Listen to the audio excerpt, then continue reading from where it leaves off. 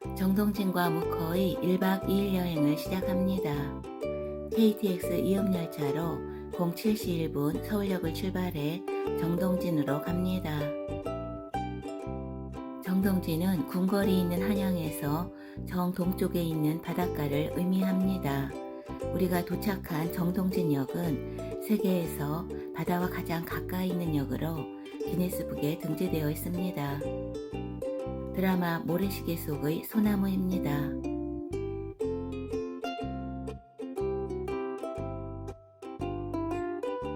오늘이 첫 코스인 정동 심곡 바다부채길을 걷기 위해서 정동진역에서 나와서 바닥에 쓰여진 화살표를 따라서 해변 가는 길 방향으로 걸어서 이동합니다. 2024년 3월 26일 바다부채길 정동항 구간이 개장되며 기존의 선크루즈 매표소는 폐쇄되고 정동항 매표소를 통해서 입장하게 됩니다.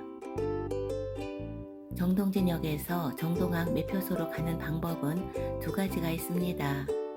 해변을 따라서 걸어가는 방법과 무료 주차장 쪽으로 걸어가는 방법입니다.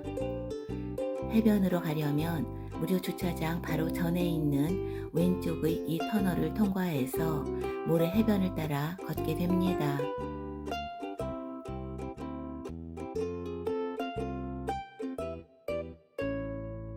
이정표를 따라서 모래시계공원 정동진 시간박물관 방향으로 300m 정도 모래길을 걸어 일출교를 건너게 됩니다. 아름다운 바다를 보며 걷지만 모래길이라 걷기가 불편합니다. 두 번째 방법은 해변이 아닌 무료 주차장으로 가는 방법입니다. 평길이라 걷기는 편하지만 풍경은 별로 볼 것이 없습니다. 주차장 바닥에 바다부채길 가는 방향이 잘 표시되어 있습니다. 모래시계공원 방향으로 직진합니다. 하얀색의 펜스 안쪽으로 따라 걸으면 됩니다. 예전의 선크루즈 매표소는 산 위에 위치했기에 급경사의 데크길을 걸어서 산을 내려가서 바다부채길을 걸어야 해서 좀 힘든 코스였는데 정동항 매표소의 개장으로 이런 불편함이 사라지며 훨씬 편리해졌습니다. 해변길을 따라서 걸어오셨다면 이곳에서 만나게 됩니다. 바닷가 오른쪽으로는 모래시계공원과 시간박물관입니다.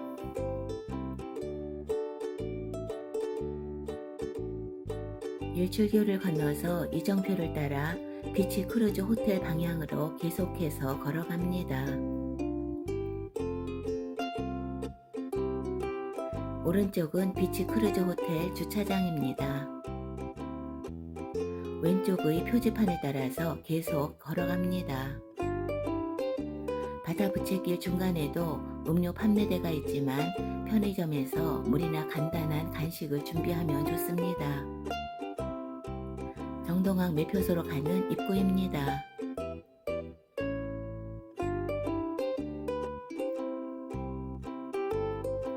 편안한 데크길을 걸어서 매표소까지 이동하게 됩니다. 정동진역에서 정동항 매표소까지는 걸어서 약 20분 정도 소요됩니다. 탐방로 내에는 화장실이 없습니다. 매표소 입구의 화장실을 이용 후에 탐방하실 것을 추천합니다. 정동항 매표소입니다.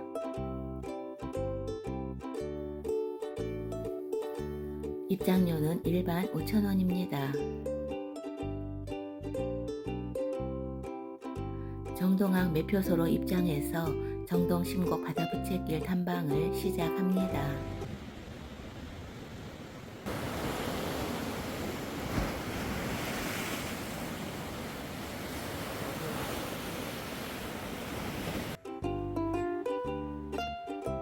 예전의 선크루즈 매표소를 통해 입장하던 곳은 폐쇄되었습니다.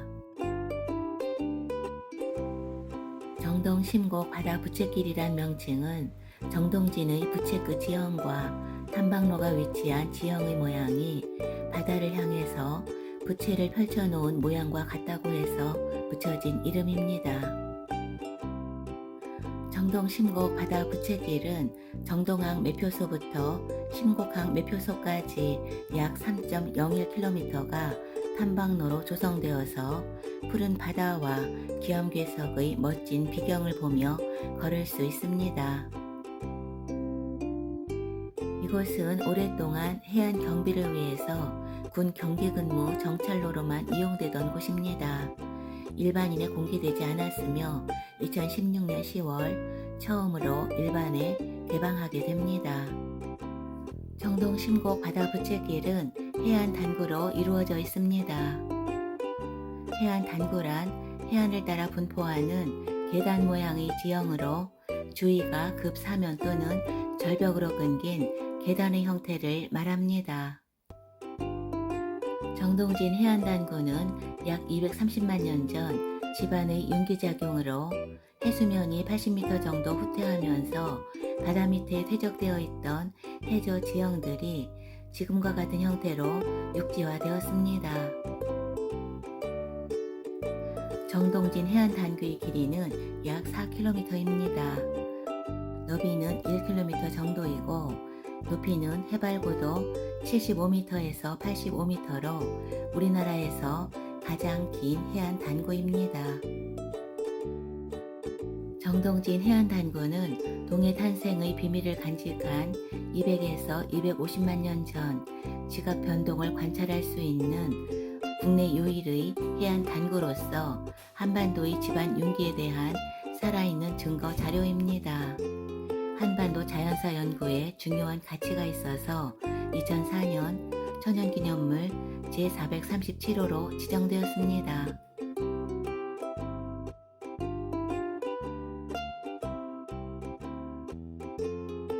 부채 바위입니다.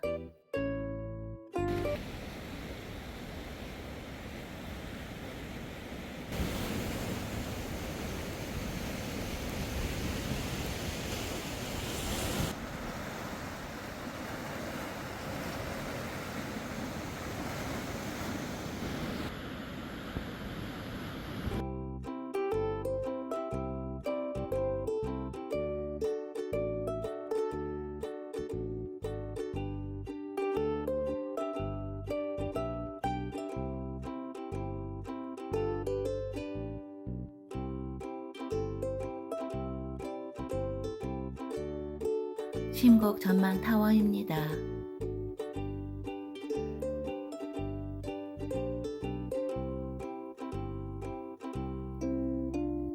오른쪽으로 심곡항과 헌화로와 등대가 보입니다. 쉬엄쉬엄 심곡항까지 걷는데 약 1시간 40분 정도 소요됐습니다.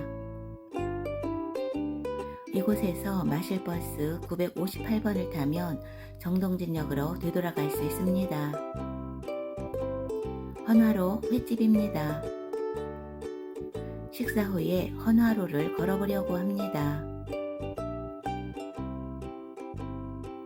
우럭 미역국과 물회는 진리입니다.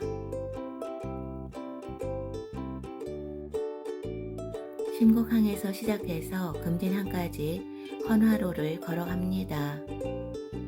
강릉 바옥길 9코스와도 겹치는 구간입니다. 초반에 아주 잠깐 걷는 길이 좀 위험하니 차가 오는지 잘 살피며 인도로 건너갑니다. 헌화로는 심곡항에서 금진강에 이르는 해안 도로입니다. 멋진 기암괴석을 볼 수 있는 해안 단구로 이루어진 약 2km 길이의 이 도로는 우리나라에서 해안과 가장 가까운 도로입니다. 절벽을 따라 도로가 만들어져 있어서 아름다운 해안 절경을 가까이에서 감상할 수 있습니다. 구불구불 이어지는 해안길이 너무나도 예쁜 길입니다. 헌화로는 헌화가에서 유래한 도로명입니다. 순정공이 강릉 폐수가 되어 부임하던 길에 그의 부인인 수로 부인이 바닷가 절벽 위에 핀 철쭉을 꺾어달라고 부탁했지만 위험하기에 아무도 나서는 사람이 없었습니다. 이때 소를 끌고 가던 한 노인이 나서서 꽃을 꺾어 바치면서 헌화가를 불렀다고 합니다. 일렁이는 파도 소리를 들으며 짙푸른 바다를 보며 걷다 보니 가슴도 뻥 뚫리는 기분입니다. 걷는 것이 부담이 된다면 드라이브라도 꼭 해보시길 추천하는 길입니다.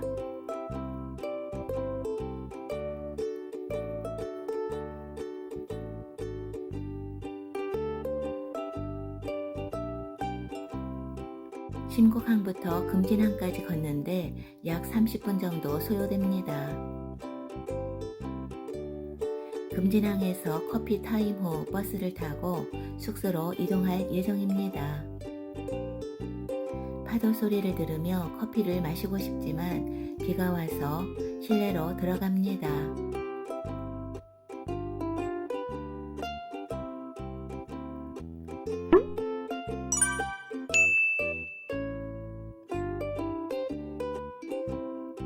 창가에 앉아 바다를 보며 진한 페퍼민트를 마십니다.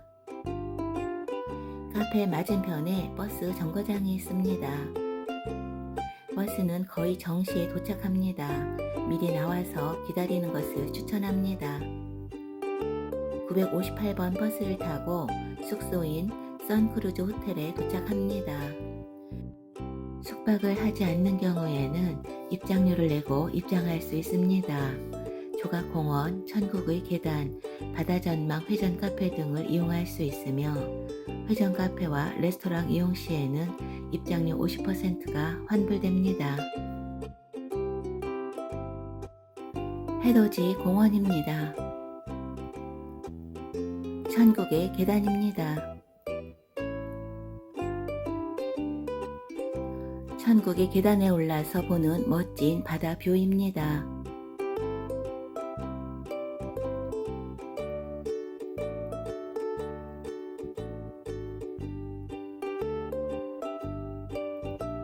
벤치 옆의 계단을 따라 내려가면 유리 잔도도 있습니다.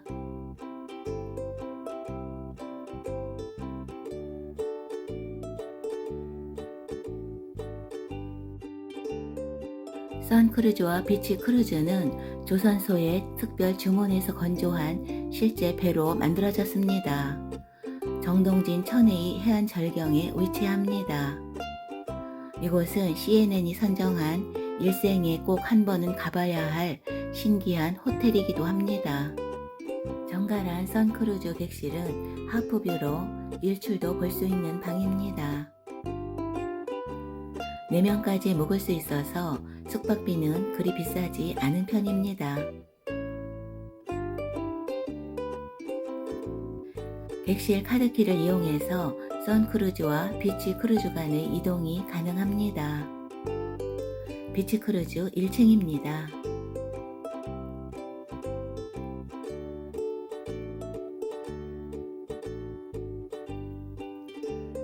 비치 크루즈를 통해서 나오면 모래시계 공원으로 가기가 수월합니다. 모래시계 공원입니다. 레일 바이크를 타시려면 반드시 미리 예매를 하시기 바랍니다. 무게 8톤의 모래가 들어있는 세계 최대의 모래시계는 모래가 모두 아래로 떨어지는데 1년이 소요됩니다. 정동진 시간박물관입니다. 여유롭게 동해바다의 해지는 풍경을 즐겨봅니다.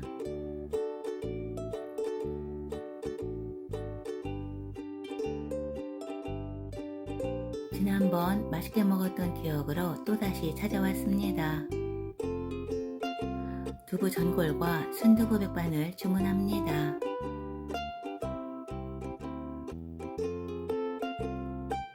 슴슴하고 순한 맛의 순두부 백반입니다. 야경을 보며 숙소로 이동합니다.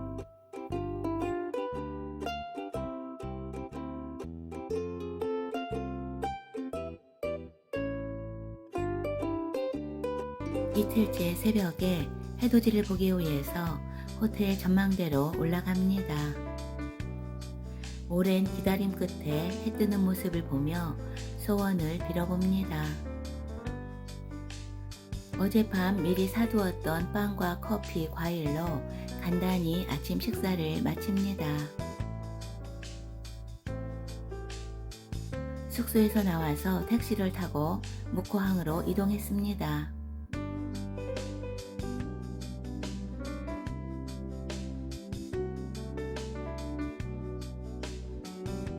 해랑 전망대입니다. 소망을 기원하는 도깨비 방망이 길로 도깨비 방망이를 형상화해서 만들었다고 합니다.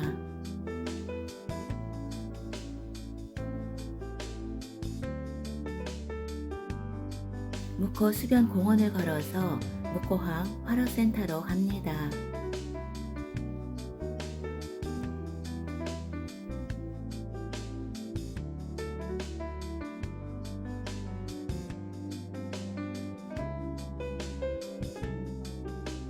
묵호항의 활어센터입니다.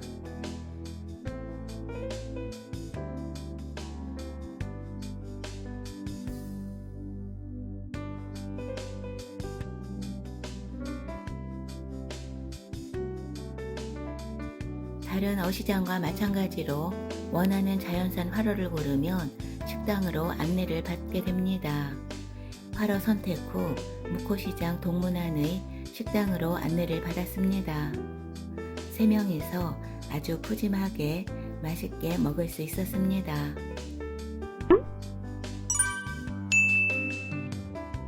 식사 후에 논골담길로 이동합니다.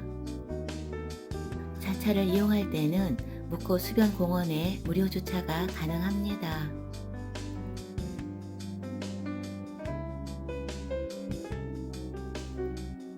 동해 묵호동의 논골담길은 1941년에 개항해 성업을 이루었던 묵호항의 역사와 치열했던 주민들의 삶을 고스란히 이야기로 담아낸 감성 스토리 마을입니다. 2010년 논골담길 프로젝트를 시작으로 지역 어르신과 예술가들이 참여하여 지금의 모습을 갖추게 됩니다. 6.25 전쟁 이후 무연탄과 시멘트 운송으로 묵호항이 호항이었던 시절, 이곳은 활기가 넘치는 곳이었습니다. 오징어와 명태로 호항을 누리던 시절, 사람들은 언덕 꼭대기의 생선을 말리는 덕장으로 지게나 대야로 오징어, 명태 등을 날랐습니다. 오징어 더미에서 떨어지는 바닷물로 늘 질퍽했던 골목은 남편과 마누라 없이는 살아도 장화 없이는 못 산다는 재미있는 명언을 남기게 됩니다. 항구 뒤편의 묵호동 비탈진 언덕에 지어진 판잣집 사이의 골목은 항상 질퍽한 흙길이었기에 논골마을이라 불리게 됩니다. 강아지도 10,000원짜리 지폐를 물고 다녔다는 말이 있을 정도로 명태와 오징어가 잘 잡히며 호황을 누리던 때도 있었던 이곳은 점차 오징어와 명태가 씨가 말라 잡히지 않으며 어업이 쇠퇴했고 마을도 활기를 잃게 됩니다.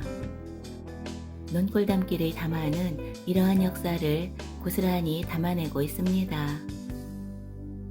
묵호동의 묵호는 예전에 먹이가 많은 이곳 바닷가에 유독 물새가 많이 모여들어서 새도 검고 바다도 검다는 의미로 묵자를 써서 붙여진 지명입니다. 천천히 여유롭게 논골담길을 걸어봅니다.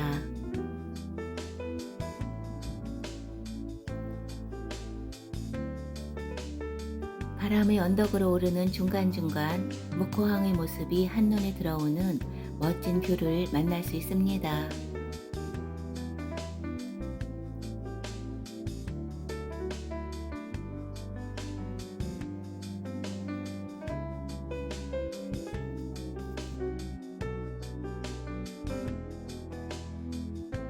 바람의 언덕입니다.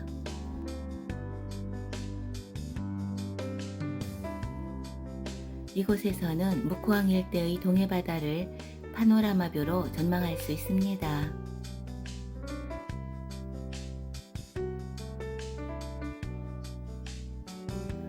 잎이 환하게 트여 있어서 시원한 바람도 전망도 좋아서 쉬어가기 좋은 곳입니다.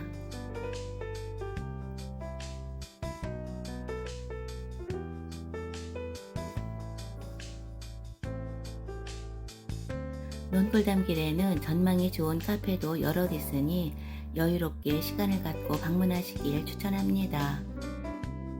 방에서 해돋이를 볼 수 있는 게스트 하우스도 있다고 하니 이용해 보는 것도 좋을 것 같습니다.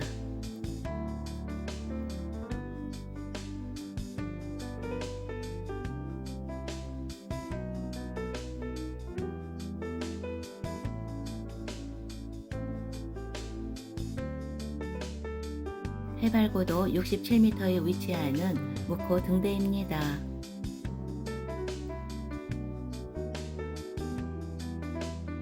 등대 내부의 나선형 계단을 오르면 탁 트인 동해바다가 눈앞에 펼쳐집니다.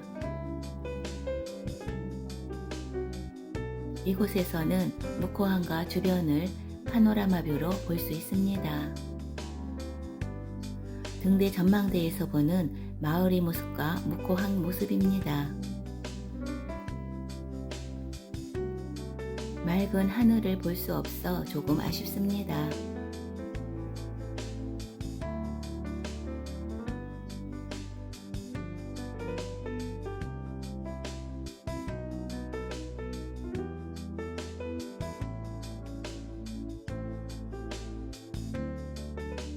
동해 도제비골 스카이밸리 티켓 박스입니다. 저는 이번에도 이곳은 통과합니다. 하늘 전망대 자이언트 슬라이드, 하늘 자전거를 체험할 수 있습니다. 아이들과 함께라면 한번 들러보는 것을 추천합니다.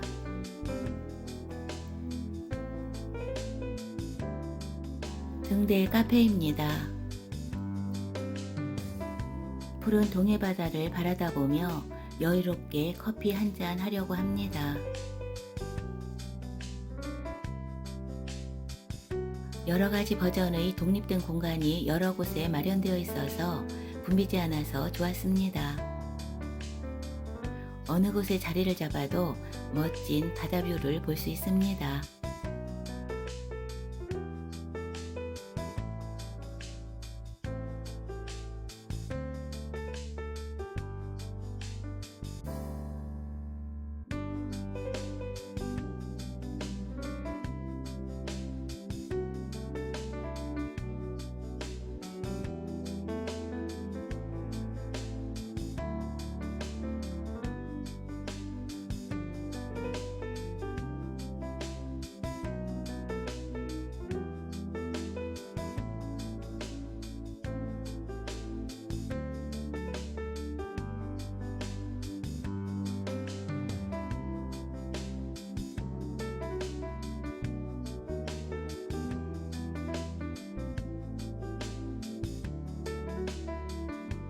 충분히 쉬었기에 논골담길의 다른 쪽 방향도 걸어보려고 합니다. 논골담길은 찾아보며 걷는 재미가 있는 곳이기에 충분한 시간을 가지고 방문하시길 추천합니다.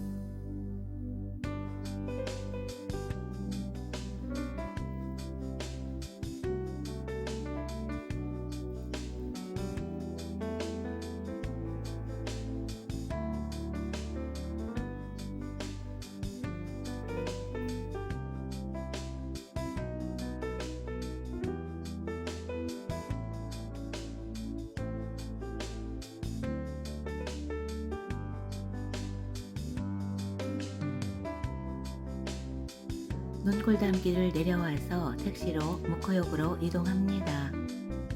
오후 3시 47분 KTX 이음열차로 묵호역을 출발하며 이번 여행을 마칩니다.